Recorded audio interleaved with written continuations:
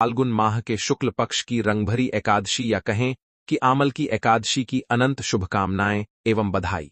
दोस्तों, 27 फरवरी शुक्रवार फाल्गुन माह के शुक्ल पक्ष में पड़ने वाली साल की सबसे बड़ी और प्रभावशाली आमल की एकादशी के दिन भले ही आप व्रत उपवास पूजा पाठ करना चाहे या मत करना, परंतु दोस्तों, रंगभरी एकादशी के इस पावन दिन स्त्री पुरुष बच्चे खास करके विवाहित महिलाएं भूलकर भी यह काम स्वप्न में भी मत करना, वरना भगवान श्री लक्ष्मी नारायण आपसे हो जाएंगे।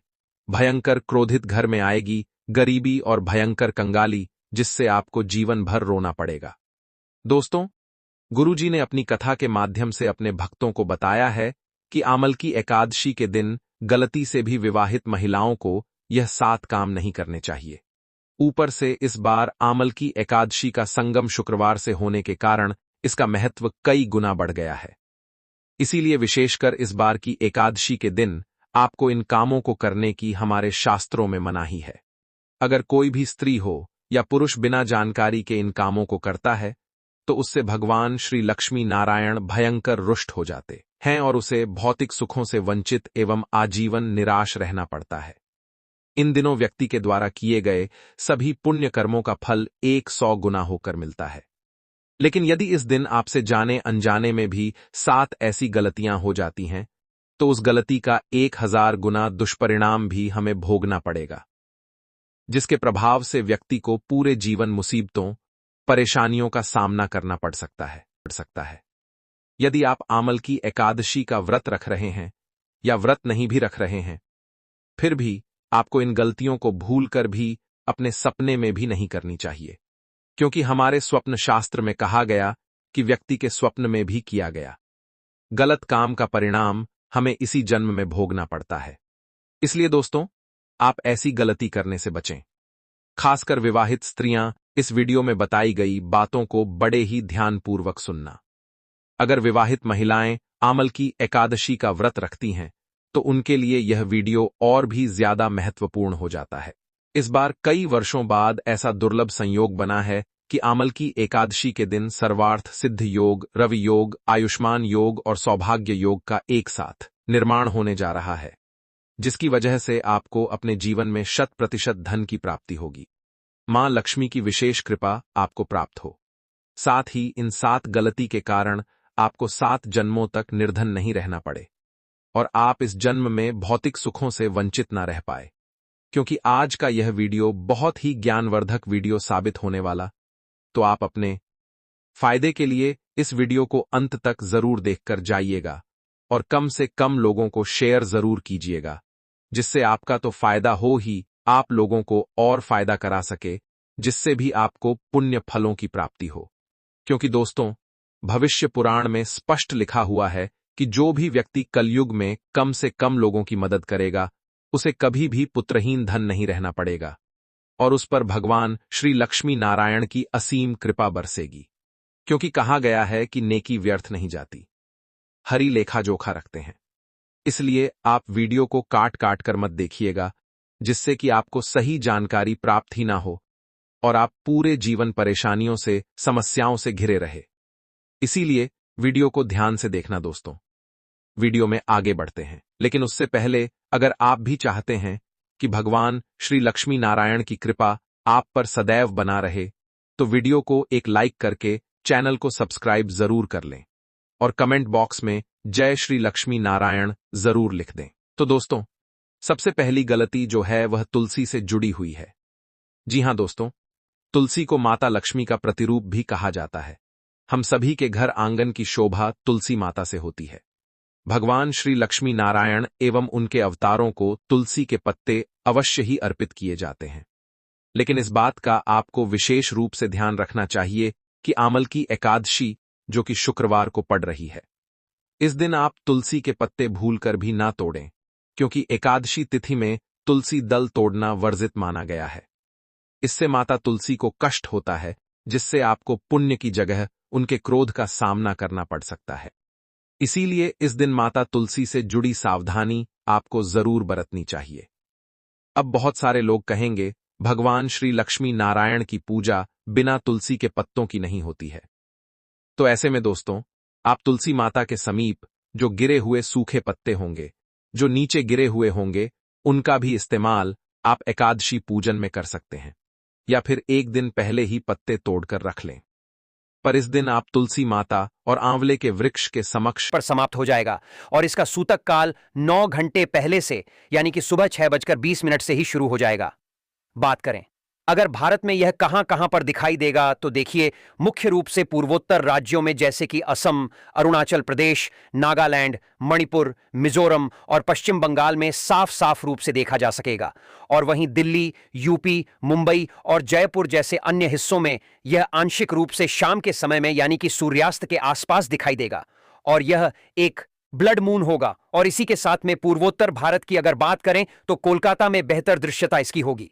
इसके अलावा दिल्ली, मुंबई, जयपुर, लखनऊ, पटना, बेंगलुरु, चेन्नई और कोलकाता में आंशिक ग्रहण दिखाई देगा। यह एक पूर्ण चंद्र ग्रहण होगा, जिसे खगोल शास्त्र के हिसाब से इसे ब्लड मून कहा जा रहा है। यानी कि इस समय जो चंद्रमा है यह पूर्ण रूप से लाल रंग में दिखाई देगा और चूंकि यह ग्रहण भारत में दिखाई दे रहा है, इसलिए इसका सूतक काल भी मान्य होगा और सभी नियम भी मान्य होंगे। प्रिय दर्शकों, आप सभी से मेरा निवेदन है कि इस वीडियो को लाइक कर दीजिए और साथ ही साथ अपने अड़ोसी पड़ोसी रिश्तेदारों को, और अगर आपकी नजर में कोई गर्भवती महिला है तो उसे तो इस वीडियो को जरूर ही शेयर कर दीजिएगा, क्योंकि ग्रहण का सबसे ज्यादा प्रभाव गर्भवती महिलाओं, बच्चे और बूढ़ों पर ही पड़ता है। इसलिए इस दौरान गर्भवती महिलाओं को कोई भी चीज काटनी पीटनी नहीं चाहिए। सुई धागे का प्रयोग बिल्कुल ही वर्जित है और इस दौरान कढ़ाई बुनाई भी नहीं करनी चाहिए और ना ही खाना बनाना चाहिए और ना ही खाना चाहिए। इस दौरान अपने पेट पर गेरू या फिर गाय के शुद्ध गोबर का लेप भी गर्भवती महिलाओं को जरूर ही कर लेना चाहिए। आवश्यक ना हो तो परिवार के किसी भी सदस्य को ग्रहण काल के दौरान अपने घर से बाहर नहीं निकलना चाहिए, क्योंकि इस दौरान ब्रह्मांड में नकारात्मक शक्तियां हावी होती हैं, तो एक्सीडेंट वगैरह होने के चांसेस भी ज्यादा होते हैं। तो जितना हो सके अपने घर पर रहें और इस दौरान मंत्रों का जाप करते रहें और सूतक काल के दौरान ही खाने पीने की सभी वस्तुओं में तुलसी दल जरूर ही डाल लीजिएगा, क्योंकि तुलसी में मर्यूरी होती है जो कि ग्रहण के प्रभाव को हावी नहीं होने देती है। दोस्तों, आपको इस बात का विशेष करके ध्यान रखना होगा कि इस चंद्र ग्रहण वाले दिन भूलकर भी नाखून और बाल को मत कटवाना। चंद्र ग्रहण वाले दिन पैसे का लेने दिन भूल के भी मत कीजिएगा, वरना इसका सीधा प्रभाव आपकी आर्थिक स्थिति पर पड़ सकता है। कहने का मतलब है, ग्रहण वाले दिन न तो किसी को उधार दीजिएगा न उधार लीजिएगा। चंद्र ग्रहण वाले दिन शास्त्रों में साफ साफ लिखा हुआ है कि किसी भी व्यक्ति को शराब, मदिरा, गुटखा, पान मसाला, इन सब चीजों का सेवन नहीं करना चाहिए, वरना इसका सीधा प्रभाव एक व्यक्ति के ऊपर गलत रूप में पड़ता है, जैसे कि उस व्यक्ति को फिर पूरे साल शनि दोष, मंगल दोष, ग्रह दोष जैसे समस्याओं का सामना करना पड़ता है। दोस्तों, इस बार का चंद्र ग्रहण फाल्गुन पूर्णिमा में पड़ रहा है और अगर आप इस पूर्णिमा तिथि के बारे में नहीं जानते हैं तो यह वही दिन होता है जिस दिन माता लक्ष्मी जी धरती पर वास करने आती हैं और उल्लू को वाहन के रूप में लेकर पूरी धरती का ब्राह्मण करती हैं। दूसरी तरफ इसी दिन भगवान नरसिंह, जो भगवान विष्णु जी का अवतार हैं, उनकी पूजा की जाती है। शास्त्रों में, वेद पुराणों में लिखा हुआ है कि इस दिन अगर आप सही उपाय सही मुहूर्त पर करते हैं तो साक्षात आपको भगवान विष्णु जी और माता लक्ष्मी जी का आशीर्वाद तुरंत का तुरंत मिल जाता है। इस बार चंद्र ग्रहण पर दोस्तों, चतुर्ग्रही योग और अन्य विशेष योग बनने के कारण यदि आप इस दिन शांतिपूक ज्योतिष शास्त्र के अनुसार विधि पूर्वक कुछ विशेष उपाय करेंगे तो पूरे साल आपके घर में धन की कमी नहीं होगी। माता लक्ष्मी जी का आशीर्वाद हमेशा आप पर और आपके पूरे परिवार पर बना रहेगा। आपके घर में सकारात्मक ऊर्जा का संचार होगा, जिससे आपके घर में बरकत और उन्नति बनी रहेगी। इस वीडियो में हम आपको एक एक करके सभी महत्वपूर्ण बातें बताएंगे। यह समझना बहुत जरूरी है कि यदि माता लक्ष्मी जी किसी व्यक्ति को आशीर्वाद दे देती हैं तो फिर उस व्यक्ति को धनवान बनने से कोई नहीं रोक सकता। आने वाले इस चंद्र ग्रहण के दिन बनने वाले महालक्ष्मी योग और धन योग से विशेष रूप से इन 5 राशियों का भाग्य चमकने जा रहा है। राशियों के बारे में जानने से पहले ज्योतिष शास्त्र के अनुसार चलिए जान लेते हैं उन विशेष उपायों के बारे में जिससे आपको माता लक्ष्मी जी, भगवान विष्णु जी का आशीर्वाद मिल जाएगा, जिन्हें महाचंद्र ग्रहण के दिन करने से आपके जीवन में बड़ा परिवर्तन आ सकता है। पहला उपाय है भाग्य के द्वार खोलने का उपाय। यदि आप चाहते हैं कि आपका भाग्य हमेशा आपके साथ बना रहे तो चंद्र ग्रहण शुरू होने से पहले या एक दिन पहले एक ताला और चाबी खरीद लें। ग्रहण शुरू होने से पहले उसे अपनी छत पर रख दें, फिर अगले दिन 4 मार्च को ताले और चाबी को किसी भी मंदिर के पुजारी को दान कर दें। यह साधारण उपाय आपके भाग्य के बंद दरवाजे खोल देगा और नए अवसर आपके लिए खुलने लगेंगे। दूसरा उपाय है दुर्भाग्य से मुक्ति पाने का उपाय। यदि आपको लगता है कि आपके ऊपर शनि दोष, मंगल दोष या किसी नकारात्मक ऊर्जा का प्रभाव है, तो चंद्र ग्रहण शुरू होते ही एक मुट्ठी काली मिर्च लेकर उसे अपने सिर से लेकर पैर तक 8 बार घुमाएं। फिर इसे किसी मिट्टी के पात्र में रखकर जला दें। ऐसा करने से आपके ऊपर के सभी दोष समाप्त हो जाएंगे और आप तुरंत हल्कापन महसूस करेंगे। तीसरा उपाय घर में धन की बरकत के लिए है। यदि आप चाहते हैं कि आपके घर में धन की कभी कमी ना हो, तो चंद्र ग्रहण के समय अपने पूजा घर में लाल कपड़े में एक मुखी धनिया रखकर उसकी पोटली बनाएं। उसके साथ एक घी का दीपक जलाएं। फिर इस पोटली को हाथ में लेकर माता लक्ष्मी जी के बीज मंत्र ओम महालक्ष्मी नमः का 11 बार जाप करें। इसके बाद इस पोटली को अपनी अलमारी या तिजोरी में सुरक्षित रख दें। यह पोटली आपके लिए माता लक्ष्मी जी का आशीर्वाद बन जाएगी और आपके घर में धन की वर्षा शुरू हो जाएगी। प्रिय भक्तों, जब भी चंद्र ग्रहण जैसी अति विशेष आकाशीय घटना घटती है, तो शास्त्रों में कहा गया है कि साधक को उस दिन कुछ विशेष छोटे छोटे उपाय अवश्य करने चाहिए। ऐसा करने से ग्रहण दोष का असर कम होता है और भाग्य की वृद्धि होती है। इसी क्रम में अगला उपाय है परिवार की सुरक्षा का उपाय।